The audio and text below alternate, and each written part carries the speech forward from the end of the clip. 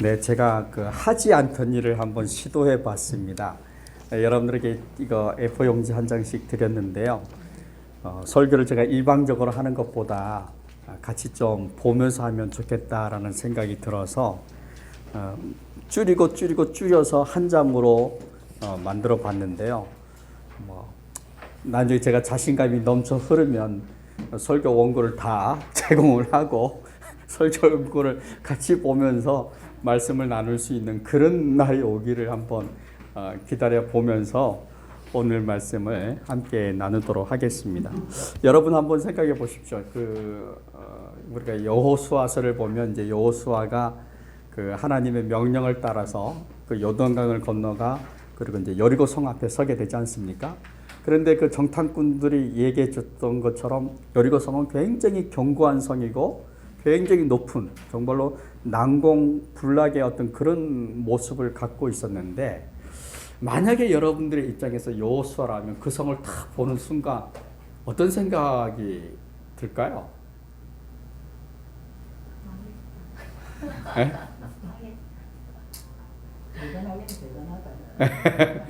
네, 그래서 제가 거기다가 뭐라 썼습니까? 헐. 헐, 그죠? 헐, 어떻게 저 성을 넘어뜨리지? 무너뜨리지? 어떻게 저 성을 점령하지? 아마, 그래서 이제 그 성을 보는 순간 아마 막 복잡해질 거예요. 머리가 복잡해지고, 마음이 분주해지고, 그 성을 점령하기 위해서. 그래서, 사람의 방법을 동원하겠죠. 어떤 방법이 있을까요? 군대를 조직하고, 계획을 세우고, 전략을 짜고, 무기를 준비를 하고, 군사훈련을 하고 아마 많은 노력과 많은 시간들이 필요했을 것입니다. 그런데 하나님의 방법, 우리가 잘 알지 않습니까? 하나님의 방법은 무엇입니까? 네, 단순 무식한 거예요. 사람들의 방법은 굉장히 그죠? 많잖아요. 전략을 짜고 계획을 세우고 무기를 마련을 하고 훈련을 하고 그런 건데, 하나님의 방법은 굉장히 단순했어요. 뭡니까? 그냥 성을 돌으라는 거예요. 7일 동안 돌아라. 그게 무슨 전투가 될 수 있겠습니까? 그건 전투하는 모습이 아닌 거잖아요. 성을 도는 거예요. 뺑뺑 하루에 한 바퀴씩. 그리고 마지막 날 7째 되는 날 몇 바퀴? 7바퀴 돈 다음에 그들이 하는 유일한 것, 전투를 위해서 하는 유일한 방법 뭡니까? 소리를 지르는 거예요. 와! 하고 소리를 지릅니다. 그랬더니 어떻게 됐어요? 성이 그냥 풀썩 주저앉은 거 아니에요. 그러니까 이제 이게 학자들은 이건 믿을 수 없는 일이다. 어떻게 이런 일이 가능하냐? 이건 거짓말이다. 이렇게 말하지만, 우리 사람들의 상식으로 보면 그건 맞지 않죠. 사람이 고함 질렀다고 해가지고 그 견고한 성이 무너진다? 있을 수 없는 이야기예요. 그런데 하나님으로서는 가능한 일입니다. 하나님이 사람들이 소리 질렀다고 그거 무너뜨리셨겠습니까? 아니죠. 하나님은 그냥 무너뜨리신 겁니다.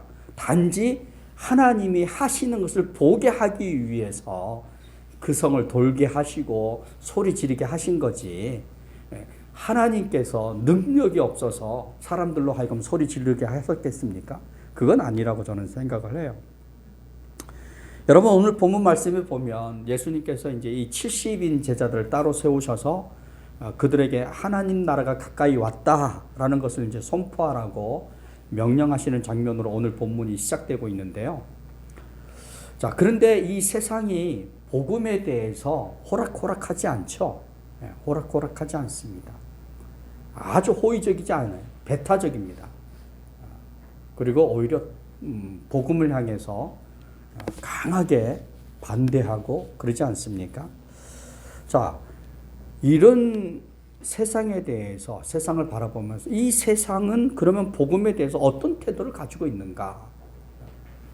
여러분, 복음에 대해서 세상이 갖고 있는 태도가 어떤 것들이 있을까요?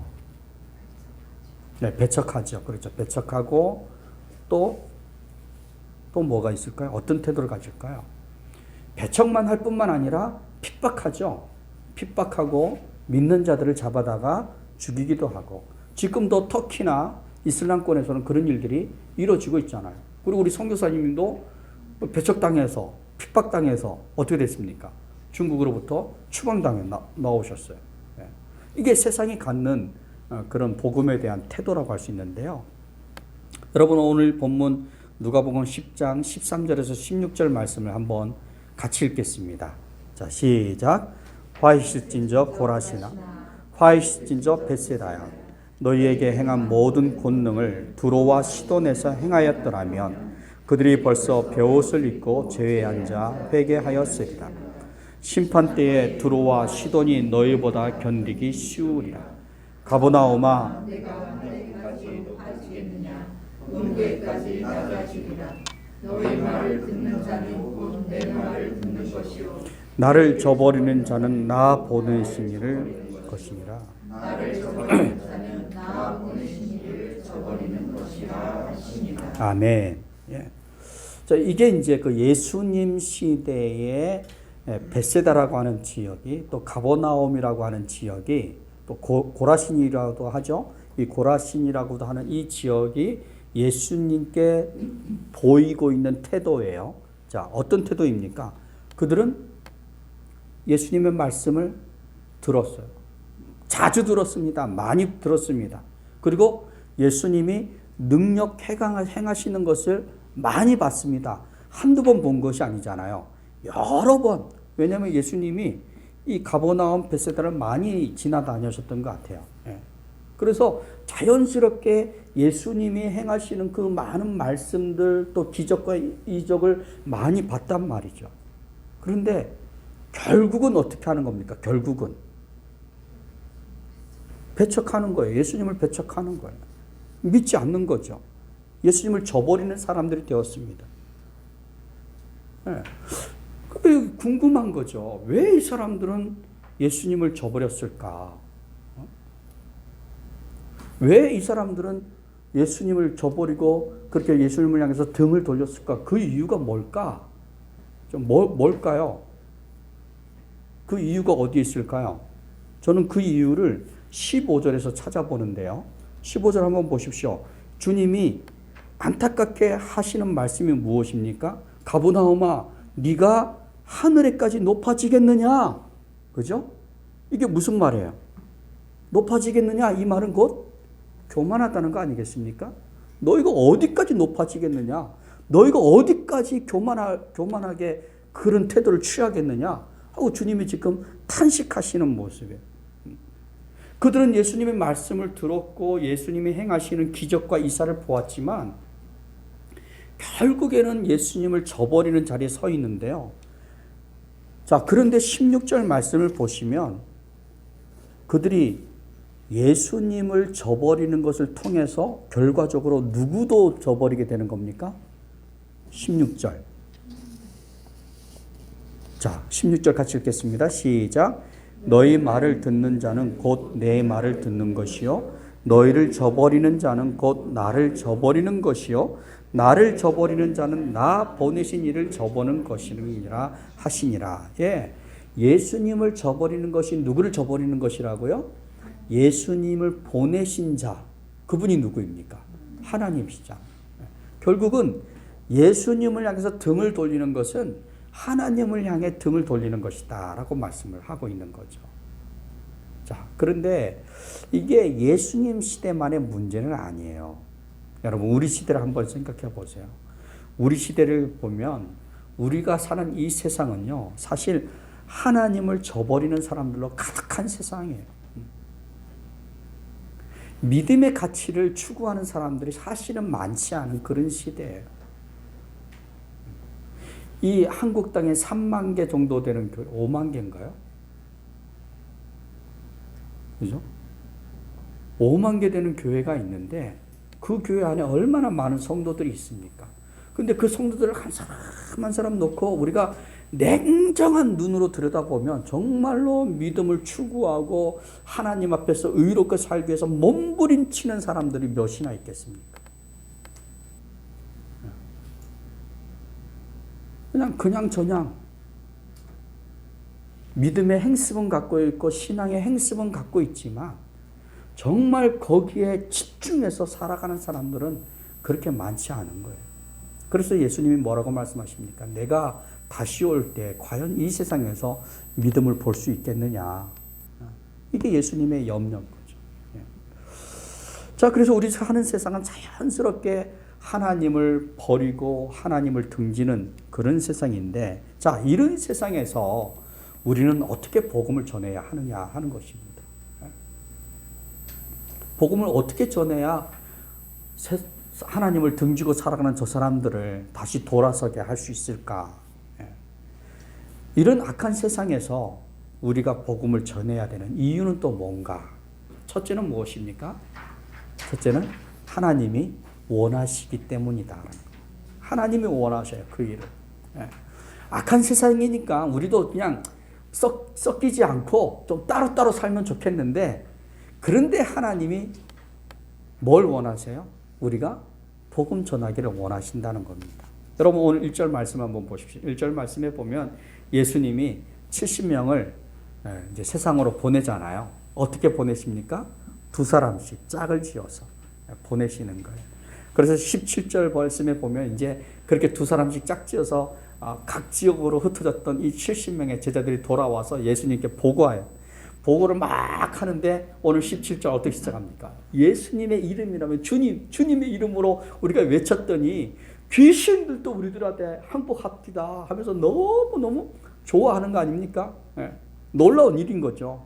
예수의 이름 앞에 귀신이 떠나가고 항복하는 것을 보았으니까 얼마나 놀라운 일입니까? 엄청난 경험을 한 거죠. 그러니까 그 보고하는 제자들의 이 보고를 듣던 예수님이 21절에 보면 즐거워하시는 거예요. 아주 즐거워하시죠. 그런데 그 즐거워하시는 표현을 어떻게 합니까? 이렇게 되는 것이 아버지 뜻입니다. 이렇게 되는 것이 아버지 뜻입니다. 자, 어떤 것이 아버지 뜻입니까? 지혜롭고 슬기로운 자들에게는 숨기시고, 뭘 숨겼습니까? 복음이 숨겨진 거예요. 어린 아이들에게는 복음을 나타내시는 이것, 이렇게 되는 것이 아버지 뜻입니다. 나는 그것을 즐거워합니다. 기뻐합니다. 그렇게 말하고 있는 것이죠. 자, 그래서 예수님이 무엇을 기뻐하셨는가를 구체적으로 알 수 있는 것이 이제 22절인데요. 같이 읽겠습니다. 같이. 자, 22절 시작. 내 아버지께서 모든 것을 내게 주셨으니 아버지 외에는 아들을 누구인지 아는 자가 없고 아들과 또 아들의 소원대로 계시를 받은 자 외에는 아버지가 누구인지 아는 자가 없나이다 하시고, 이걸 기뻐하신 거죠. 아들을 아는 자가 없고, 중요한 거예요. 지금 이 이스라엘 영적인 상황이 어떠냐면 하나님의 아들이 이 땅에 오셨지만 그 아들을 아는 사람이 있다 없다? 없다는 거예요.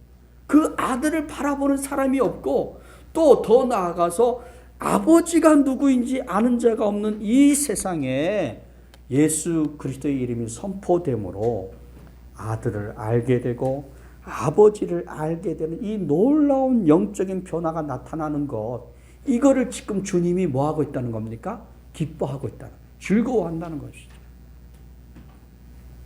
그래서 예수 그리스도의 이름이 선포되어지는 것을 누구보다도 주님이 기뻐하시고 하나님이 기뻐하신다는 사실을 믿으시기 바랍니다.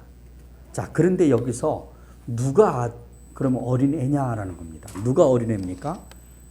우리 은성이가 어린애입니까? 아니죠. 여기서 어린애가 누구냐? 그렇죠. 옛날에 예수님 당시에는 이 이스라엘 사회를 주류적으로 이끌어가는 사람들이 있었죠. 첫째는 누굽니까? 제사장들, 그리고 랍비들, 그리고 바리새인들, 사두개인들, 이런 종교적인 어떤 그런 그 파를 이루고 그 파에 속한 사람들이 이스라엘 사회 주류를 이루고 있는 사람들이었는데요. 그래서 자연스럽게 이스라엘 사람들은 이런 앞서가는 사람들을 따라가고 그들을 존중하고 그들을 높여주는, 사회 구조가 아주 단순하던 시대였지 않습니까? 사회 구조가 복잡하지 않았어요. 그래서 자연스럽게 제사장들을 존중해주고 바리새인들을 아주 공부 많이 한 사람들이라고 저 사람들은 아주 유식한 사람들이라고 인정해주고 말이죠. 그러면서 은근히 이렇게 알게 모르게 사회 계층이 나눠져 있었단 말입니다. 그 사람들은 어깨에 힘을 주고 의시되면서 내가 하나님께 은혜 받은 사람이라고, 내가 하나님께 복을 많이 받은 사람이라고 이러면서 상대적으로 누구를 괄시했습니까? 가난한 사람들, 저기 저 변두리에 사는 사람들, 병든 사람들, 뭐 이방인들 이런 사람들을 아주 우습게 여기고 말이죠. 죄인 취급했단 말이죠. 근데 생각해 보십시오. 오늘날 우리 현대 사회에도 사회적으로 성공한 사람들에 대해서 은근히 뭐가 있습니까? 깊은 관심이 있잖아요. 그죠? 동경하는 것도 있고. 그래서 우리 사회가 어느 날부터인가 갑자기 이 명품이 그 사회적인 지위를 나타내는 그런 어떤 현상을 띠는 것 같아요. 그래서 명품을 한두 개쯤 갖고 있지 않으면 마치 사회 저 변두리에 있는 사람처럼 그렇게 여겨지는 현상들이 있는 것 같은데 절대 그렇지 않죠. 여러분 누가복음이 아주 깊은 관심을 기울이는 대상들이 있습니다. 누가복음이 바로 누구입니까? 변두리의 사람들, 변두리 사람들, 사회적인 약자들, 실패자들, 가난한 사람들, 또 직업이 좀 이렇게 좋지 못한 어부나 그죠? 목수들 이런 사람들을 아주 그 변두리 사람으로 취급했죠. 그런데 이상하게 누가복음은 그렇게 사회적인 약자에 대해서 관심이 많아요. 죄인 취급받는 사람들에 대해서 이 누가복음은 관심이 많죠. 바로 이런 사람들을 어린 아이라고 말을 하는 거예요. 무시당하고 외면당하는 사람들.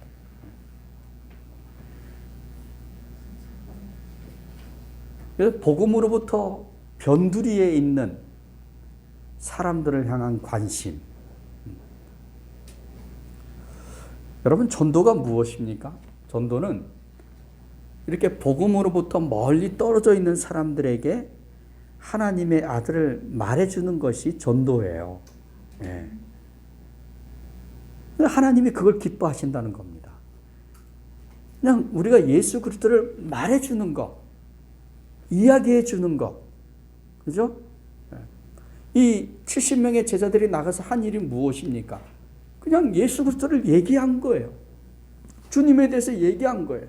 그랬더니 어떤 일들이 일어났습니까? 많은 일들이 일어났는데 더 놀라운 것은 귀신들도 이 예수의 이름 앞에 뭐 했다는 겁니까? 항복했다는 거 아닙니까? 우리가 복음을 전할 때 하나님이 그 일을 기뻐하시는 줄로 믿습니다. 그래서 우리가 하나님이 원하시는 그 일을 이루는 한 해가 되기를 바랍니다. 두 번째로 우리가 복음을 전해야 되는 이유가 무엇이죠? 바로 우리가 복음을 전할 때 사탄의 권세가 무너지기 때문입니다. 사탄의 세력이 무너지는 거예요. 자, 18절 말씀인데요. 18절 말씀 우리 한번 같이 읽겠습니다. 시작. 예수께서 이르시되 사탄이 하늘로부터 번개같이 떨어지는 것을 내가 보았노라. 아멘. 자, 여러분 우리 시대는요 하나님의 말씀과 성도의 삶이 전혀 다르게 작동하는 시대에 우리가 살고 있어요. 하나님의 말씀은 하나님의 말씀대로 있고 성도의 삶은 성도의 삶대로 따로 있는 거예요. 이게 서로 다르게 작동을 하는 거죠. 여러분 마태복음 12장을 한번 보십시오. 마태복음 12장 9절부터 13절 말씀에 보면 예수님이 어느 안식일 날 어느 마을에서 이 손 마른 사람을 본 거예요. 손 마른 사람. 이 손 마른 사람을 요즘은 뭐라고 말하죠? 중풍병, 그죠? 그래서 한쪽이 마비되어져서 자유롭지 못한 사람, 그 사람을 얘기하는데 주님이 그 사람을 봤어요. 안식일 날. 자, 어떻게 하셨을까요? 어떻게 하셨을까요? 예수님이 고쳐주셨겠죠, 그죠? 고쳐주셨습니다. 참 감사한 일이죠. 자, 그런데 그 주변에 있던 사람들이 이 예수님이 이 중풍병 든 사람을 고쳐주니까 막 비난하는 거 아닙니까? 막 비난하면서 저 사람 아주 나쁜 사람이라고, 안식일도 지키지 않는 사람이라고 막 비난했어요. 왜 비난했죠? 네. 안식일을 지키지 않은 것 때문에 손을 고쳐준 그 일도 나쁜 일이 돼버린 거예요. 안식일도 지키지 않고 나쁜 일까지 한다고, 못된 짓까지 한다고 이렇게 비난을 하게 된 거죠. 여러분 생각에 그게 나쁜 일입니까? 저는 나쁜 일이 아니죠. 귀한 일이죠. 사람을 살리는 일이지 않습니까? 그런데 왜 그 당시 사람들은 그렇게 생각하지 못하고 예수님을 비난했을까요? 딱 하나의 이유죠. 믿음과 생활이 따로 놀고 있어요. 전혀 다르게 작동하고 있어요. 하나님의 말씀과 내가 살아가는 삶이 전혀 다르게 작동을 하고 있었기 때문이죠. 그래서 예수님은 탄식하시는 거예요. 그런 이스라엘 백성들의 삶을 보면서, 그렇게 살아가는 이스라엘 사람들을 보면서 탄식하는 거죠. 자, 한번 찾아보십시오. 마태복음 12장 11절입니다.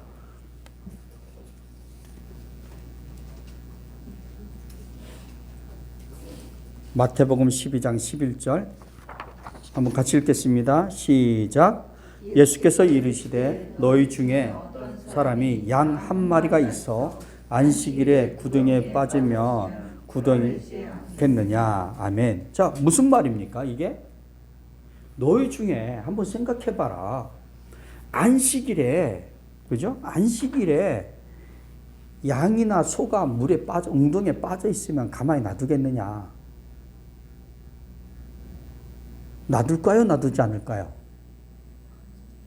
놔두지 않아요. 왜 그렇습니까? 그 웅덩이에 빠진 채로 안식일이라고 가만히 놔두면 내일 어떻게 됩니까? 죽어 있어요. 죽는 거죠. 어떻게 보면 질문도 안 되는 질문을 지금 주님이 하시는 겁니다. 너희들 한번 생각해 봐라. 너희들 양이나 소가 웅덩이에 빠져 있으면 그거 가만히 놔둘 사람이 있느냐? 없지 않느냐?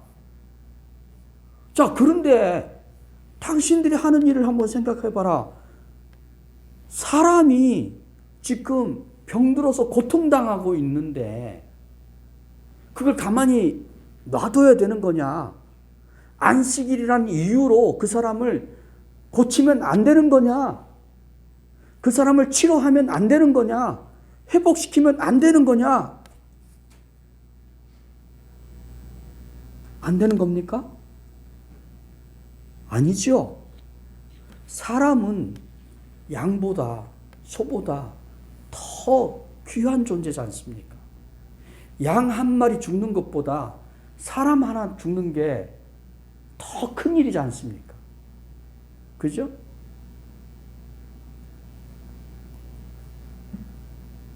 그런데 이스라엘 사람들은 어떤 생각을 하고 있었냐면, 그 사람이야 늘 아팠었지 않습니까? 그 사람 고치는 거야. 내일 고칠 수도 있는 거고 모레 고칠 수도 있는 거죠. 굳이 그 사람을 그렇게 안식일에 고쳐야 되는 겁니까? 이렇게 묻는 거죠. 양은 버려두면 죽으니까 건져내야죠. 근데 그 사람은 안 죽지 않습니까? 그러나 예수님의 생각은 달랐어요. 어떻게 달랐습니까? 그래, 양을 웅덩이에 방치하면 죽는다. 맞다. 그렇지만 사람도 도와야 할 때 돕지 않으면 죽는다. 그죠? 사람도 도와야 할 때 돕지 않으면 죽는 겁니다. 단지 그 사람이 오늘까지 살아 있었다는 것 뿐이지 내일도 살아 있을 것이라는 보장은 없는 거잖아요. 오늘 도와야 되는 겁니다. 오늘 건져내야 되는 거죠.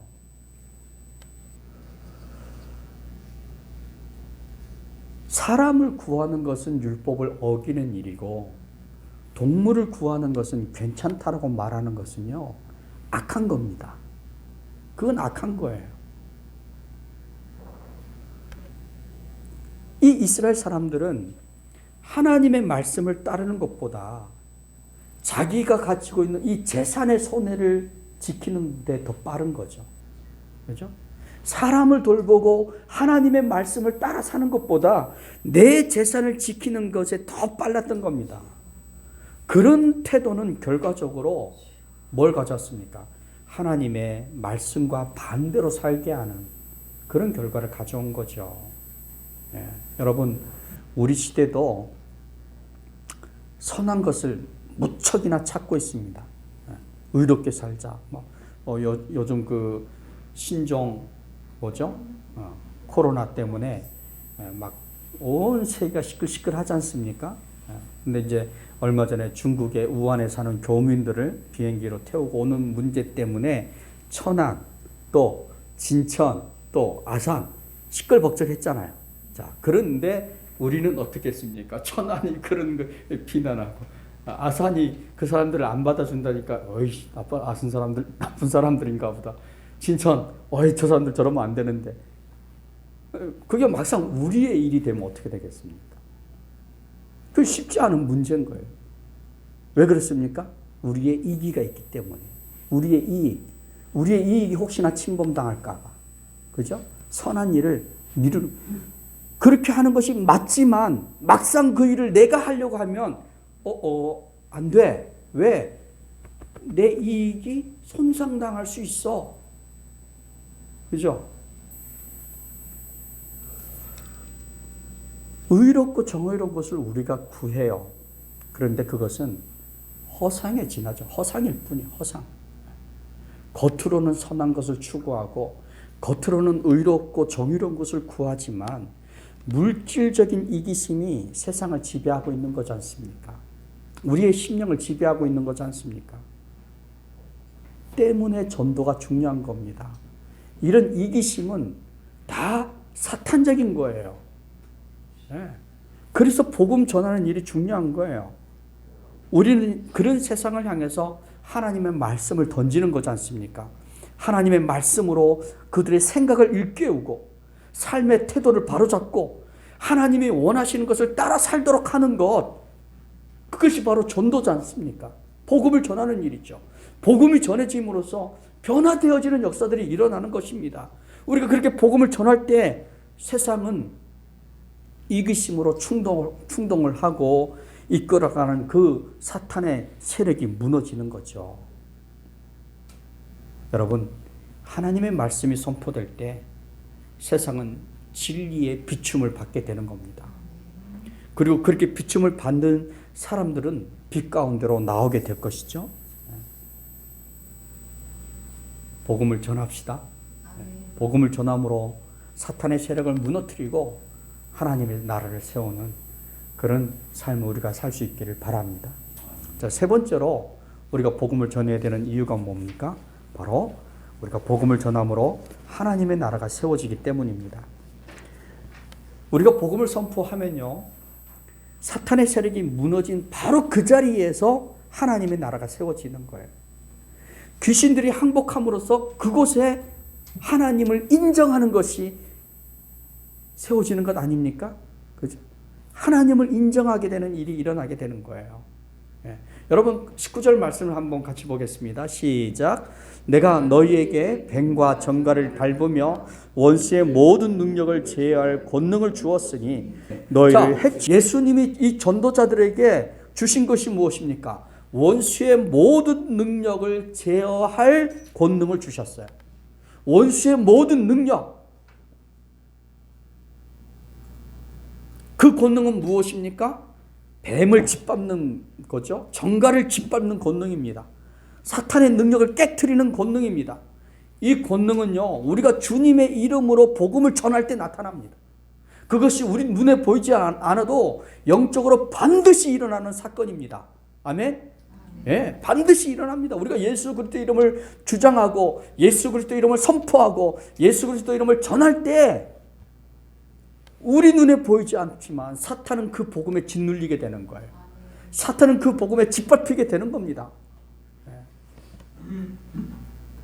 그래서 17절 말씀에 보면 그 권능을 경험한 이 70명의 제자들이 돌아와서 고백하잖아요.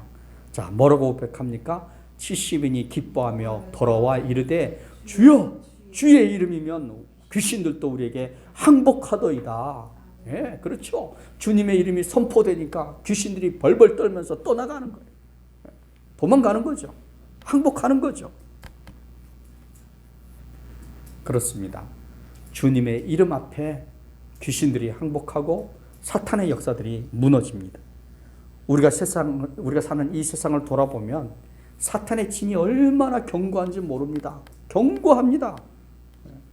우리가 함께 호흡하며 살아가는 사람들의 삶을 한번 들여다보십시오. 그들이 하고 있는 생각들, 그들이 추구하고 그들이 꿈꾸고 소망하는 것들이 무엇입니까? 그들의 삶 안에도 이 사탄의 진이 아주 견고합니다. 그러나 우리는 여기서 주의 이름을 부르고 주님의 명령을 따르죠. 그 견고한 진이 있어도, 사탄의 진이 아무리 견고해도 우리는 거기에서 주의 이름을 부릅니다. 주의 이름을 부르고 주님의 명령을 따릅니다. 그리고 그곳에서 하나님의 말씀을 나누고 하나님의 말씀을 따라 살고 주님의 이름을 높이고 예배합니다. 그리고 우리를 향한 하나님의 목적을 이루는 것이죠. 그 복음으로 이곳에 하나님의 나라를 세우는 것입니다. 주님의 이름이 선포되는 이곳에서 사탄의 권세가 무너지고 하나님의 나라가 세워지는 것을 우리는 보는 것입니다. 여러분 기억하십시오. 복음은 사탄을 겨누는 진리의 검입니다. 우리는 이 검으로 사탄의 진을 깨트립니다. 그리고 그 자리에 하나님의 나라를 세워갑니다. 복음을 전하시기 바랍니다. 복음을 전하십시오. 예수의 이름을 전하십시오. 그 이름을 높이십시오. 그러면 우리가 전하는 그 복음으로 사탄의 나라는 무너지고 하나님의 나라가 세워지는 것을 보게 될 것입니다. 여러분들을 통해서 여러분이 말하는 그 예수의 이름으로 인해서 여러분이 누군가의 귓전에 들려주는 그 예수 그리스도의 복음이, 예수 그리스도의 이름이 그 심령 안에 자리 잡고 있는 사탄의 권세를 무너뜨리고 하나님의 나라를 세우게 될 것입니다. 얼마나 영광스러운 일입니까?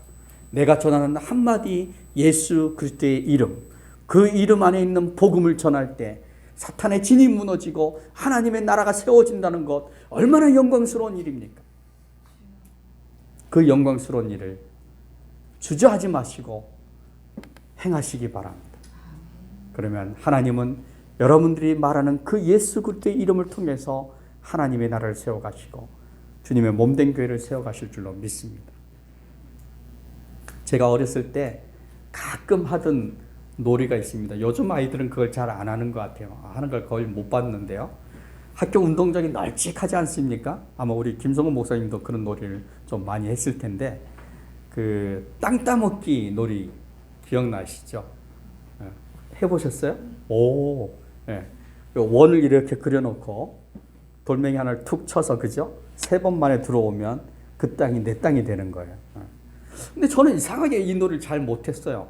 이게 조절이 잘 안 돼서, 힘 조절이 잘 안 돼서 너무 멀리 가면 돌아오기가 힘들고, 이게 조절이 잘 돼야 되는데, 근데 땅 따먹기를 하잖아요. 근데 이상하게 그걸 좀 하면 그 놀이에 참석했던 모든 아이들의 땅을 다 빼앗는 애가 하나 있었어요. 걔가 오면 땅 따먹기 놀이를 안 합니다. 딴 놀이를 하는 거죠. 근데 어렸었지만 그때도 이렇게 어렴풋이 느꼈던 것이 뭐냐면 이런 감정입니다. 그렇게 열심히 땅 따먹기 놀이를 하다가 한 5시나 되면 국기 하양식이 있었잖아요. 그러면 그 시간은 어디로 가야 되는 시간입니까? 집으로 가야 되는 시간이에요. 엄마가 부른단 말이에요. 얘야 하고 부르면 그렇게 열심히 땅 따먹기를 하다가 발로 쓱쓱쓱 지우고는 다 집으로 가는 거예요. 그때 그 느낌이 뭐라고 말할 수 없는데 좀 그랬어요.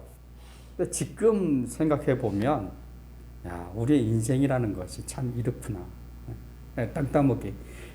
열심히 땅 따먹기를 하다가 하나님 부르시면 흔적 하나 남기지 못하고 가야 되는 인생, 그것이 우리의 인생인데, 그런데 우리 그리스도인들에게는 아주 중요한 소명이 있지 않습니까? 결코 지워지지 않는 인생을 살아야 한다라는 하나님의 명령, 그죠? 흩어져 버리고 태워져 버리고 없어져 버리는 그런 인생이 아니라 인생의 흔적을 분명하게 남기라는 그 하나님의 명령이 있는 것입니다. 여러분, 우리가 어떻게 이 요구를 따라 살 수 있겠습니까? 방법은 하나라고 저는 생각을 해요. 그것은 무엇입니까? 예수님의 명령에 순종해서 예수님이 우리에게 하라고 주신 일들을 우리가 하는 것입니다. 그 일을 하는 것이죠. 예수님께서 십자가에서 내가 다 이루었다, 하나님이 나에게 하라고 하신 일들을 내가 다 이루었다라고 고백하셨던 것처럼, 그렇게 외치셨던 것처럼 우리 삶의 마지막 순간에도 그렇게 흩어져 버리고 지워져 버리는 그런 인생이 아니라 하나님이 나에게 하라고 하신 일들을 내가 다 했습니다. 감사합니다. 내가 이런 인생을 살아올 수 있도록 나를 도우시고 인도하신 주님, 감사합니다. 감사합니다. 그렇게 인생을 마감할 수 있다면 얼마나 좋겠습니까? 여러분, 우리의 삶이 그렇게 의미 있는 인생이 되기를 주님의 이름으로 축원합니다. 기도하시겠습니다. 복음은 교회의 목적이고 하나님의 목적이고 우리의 목적입니다. 복음의 목적이 무엇입니까? 그것은 하나님을 향해 등을 돌린 사람들, 하나님을 저버린 사람들, 그들을 결코 포기하지 않고 찾아가시는 하나님의 사랑 아닙니까? 그래서 그 복음을 통해서 그 돌아서 있는 사람들의 발걸음을 다시 하나님께 돌아서게 하는 것, 그것이 복음입니다. 하나님이 우리들에게 그런 복음의 전달자가 되라고 말씀하셨습니다. 하나님이 간절히 원하는 일입니다. 어쩌면 우리 그리스도인의 유일한 삶의 목적이라고도 해도 과언이 아닐 정도로 복음을 전한다는 것은 굉장히 중요하고 소중한 일입니다. 교회가 성장하기 위해서, 교회가 부흥하기 위해서 사용하는 수단이 아닙니다. 이것은 우리 교회의 목적이고 내가 구원받은 사람인 것을 내가 믿는다면 내 삶의 목적인 것입니다. 여러분, 우리 기도할 때 그렇습니다. 하나님, 내가 하나님의 구원받은 자로 하나님이 나에게 원하시는 이 일, 이 복음 전하는 이 일을 내가 잘 감당하며 잘 전하며 살게 해주시옵소서. 그리고 이 복음이 전함으로 사탄의 권세가 무너지고 하나님의 나라가 세워지는 것을 보게 하여 주시옵소서. 그것이 내 인생의 아름다운 면류관이 되게 하여 주시옵소서. 내 믿음 생활의 면류관이 되게 해달라고 그렇게 기도하는 이 시간 되길 바랍니다. 우리 함께 마음을 모아서 기도하겠습니다.